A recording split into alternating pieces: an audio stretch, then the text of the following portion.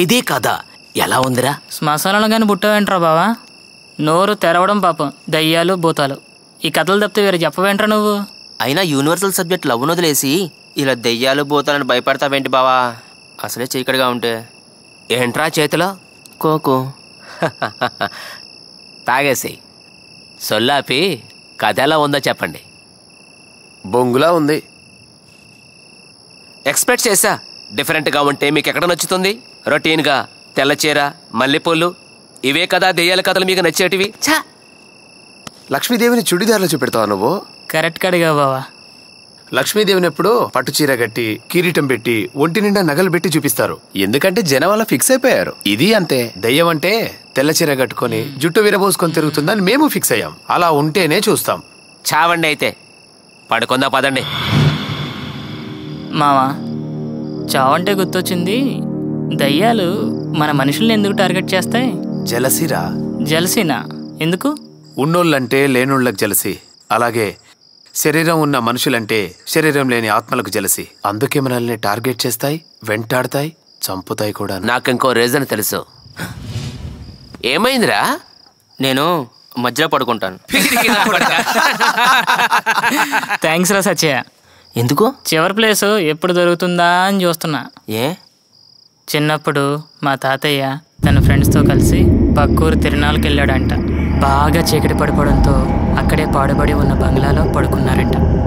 తెల్లారి లేచి చూసేసరికి మధ్యలో పడుకున్న ఇద్దరు రక్తం కక్కుకొని చచ్చిపడి ఉన్నారంట. ఆ విషయం తెలిసిన ఊరి జనం అంతా అక్కడికి వచ్చారంట. ఆఖరికి భూత వైద్యుడు వచ్చి చెప్పింది ఏంటంటే పాడుబడ్డ ఇంట్లో మధ్యలో పడుకున్న వాళ్ళని దయ్యాలు కిరాతకంగా చంపుతాయంట. అందుకే చివరి ప్లేస్ ఎప్పుడు దొరుకుతుందా అని చూస్తున్నా. నాకు మధ్యలో అయితే గాలి సరిగా ఆడదు, నేను ఇక్కడే పడుకుంటా. బాబాయ్ ఇంకో రీజన్ ఏంటి? అసలు దెయ్యాలు మనుషుల్ని టార్గెట్ చేయడానికి ఇంకొక రీజన్ ఏంటంటే అసలు గొడవ దేవుళ్ళకి దెయ్యాలకి మధ్య. దేవుళ్ళని ఏమీ చేయలేకపోతున్న దెయ్యాలు ఎలాగైనా రివెంజ్ తీసుకోవాలని దేవుడు సృష్టించిన మనుషుల్ని కొద్ది కొద్దిగా హింసించి సాటిస్ఫై అవుతాయి. రే, నలుగురు ఫ్రెండ్స్ కలిసినప్పుడు సరదాగా అమ్మాయిల గురించో బైకుల గురించో బ్లూ ఫిల్మ్ గురించో మాట్లాడుకోవాలి కానీ ఈ దెయ్యాలు గోలంట్రా అసలే భయంగా ఉంటే. ముందు నీ మొహం మీద ఉన్న రక్తం తుడుచుకో.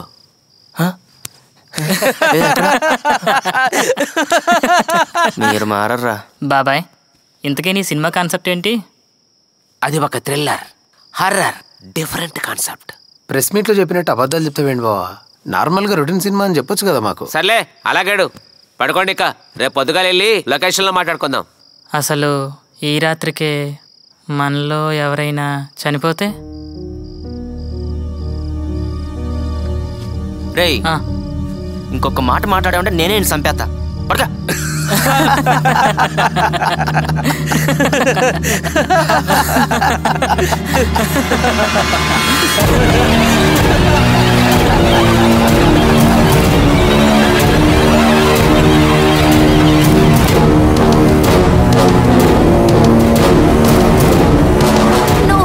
నా వెంట పడింది చాలు,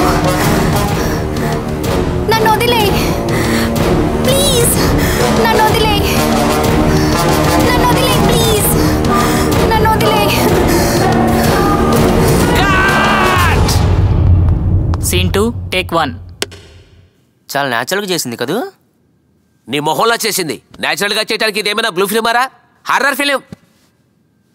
తన పర్ఫార్మెన్స్ చూసి థియేటర్లో కూడా ఆడియన్స్ కొడుకు పుట్టాలి, దెయ్యాలకు వచ్చబడాలి. తెలుసా, రామ్ గోపాల్ వర్మ కూడా గజగజ వణకాలి. ఆ రేంజ్లో కావాలి పర్ఫార్మెన్స్. పై చెప్పా. కానీ ఈ సీన్కి ఆ రేంజ్లో పర్ఫార్మెన్స్ అవసరం లేదేమో. సీన్ డిమాండ్ చేయడు కాదు, డైరెక్టర్ డిమాండ్ చేయాలి. మిలా, నువ్వు ఒక హాలీవుడ్ యాక్టర్స్లా చాలా బాగా చేసావు. Thank you. కానీ మన డైరెక్టర్కి అది అవసరం లేదంట. మరేం కావాలి? చూడు, నువ్వు ఇలా ఎన్ని టేకులు చేసినా ఓకే కాదు. నువ్వు సింగిల్ టేక్లో ఓకే చేయాలంటే నువ్వు బాగా చేయాలి. మన్నాడు గురించి నాకు బాగా తెలుసు, నన్ను నమ్ము. రే సత్య, సొల్లో పిట్ వస్తే ఇంకో టేక్ చేద్దాం, సరేనా? Scene 2 take 2. యాక్షన్. నా వెంట పడింది చాలు, నన్ను వదిలే ప్లీజ్, నన్ను వదిలే, నన్ను వదిలే ప్లీజ్, నన్ను వదిలే.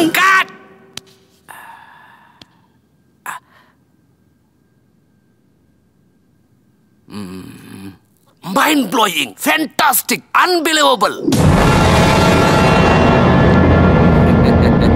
ఎలా ఉందిరా బాబా టైటిల్? చింత చెట్టని మర్రి చెట్టు కూడా చూపించావు బావా నువ్వు. ఎఫెక్ట్ రా, ఎఫెక్ట్. సినిమాకి ఓ ఎఫెక్ట్ కావాలిగా, అందుకే.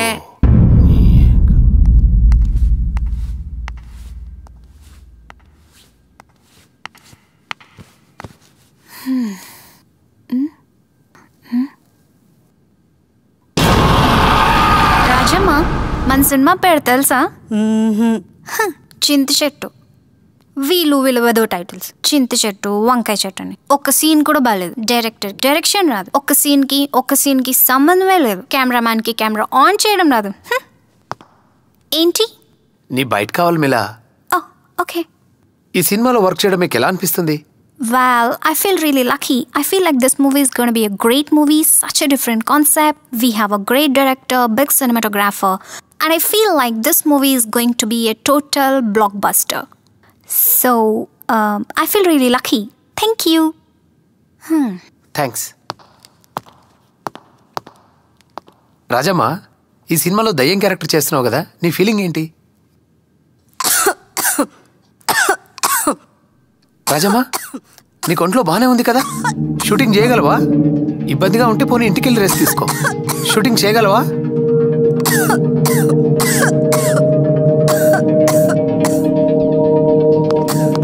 రాజమ్మ, నువ్వు ఒక దెయ్యంలా నేలపై పాక్కుంటూ అదిగో ఆ మార్క్ దాకా రావాలి. అర్థమైందా? ఏరా తను చేస్తుందంటావా?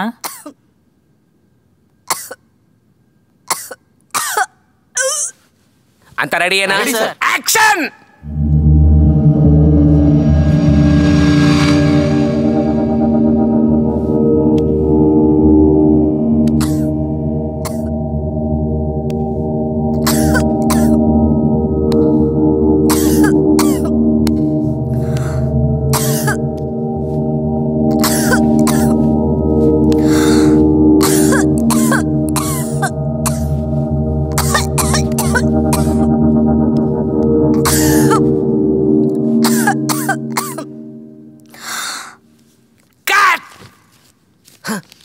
దానికి పేషెంట్ రోలని చెప్పావా, దెయ్యం రోలని చెప్పావా? ఒక డాక్టర్ని, అంబులెన్స్ కూడా తేవాల్సింది. చేస్తుందా చేయదా తను? టైమ్ ఈజ్ మనీ ఇక్కడ. పై చెప్పా. రాజమ్మ, నువ్వు బాగా చేయాలి రాజమ్మ. డైరెక్ట్ ఊరికి తిడుతున్నాడు. ఈసారి బాగా చెయ్యే please. Ready ready, camera rolling, action!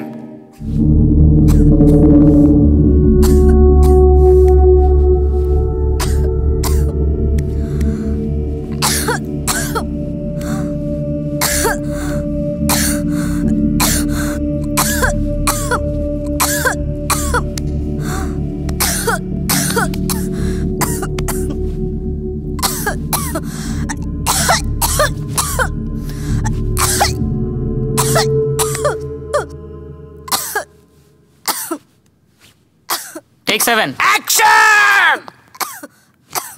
Action! Take 10. Action! Take 17. Action! Take 20. Action! Take 25. Take 30. Action!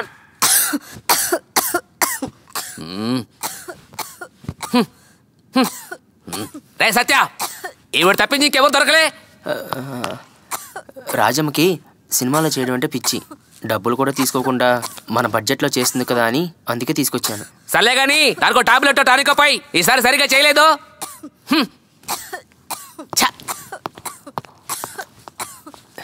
ఏంట్రా వీడు. ఎలా ఉంది రాజమ్మ? ఇలా చేస్తే షూటింగ్ నడవదు రాజమ్మ. నేను తీసి వేరే వాళ్ళు పెట్టుకుందాం అంటున్నా డైరెక్టర్. సరే, 1 గంట రెస్ట్ తీసుకో, తర్వాత టేక్ చేస్తారు. అప్పుడు కూడా నువ్వు ఇలాగే చేసావు అనుకో, ఈ సినిమాలో నువ్వు ఉండవు. అర్థమైందా? రాజమ్మ లేదు కాబట్టి క్లైమాక్స్ చేంజ్ చేశాను అంతే. అర్థమైందా? ఈ ఎండింగ్ లో రాజమ్మ నిన్ను ఎలా ఆగిస్తుంది. నువ్వు పిచ్చిదానలా నవ్వుకుంటూ నిన్ను నువ్వు పడుచుకొని చచ్చిపోతావు. ఇది ఎండింగ్. Total change.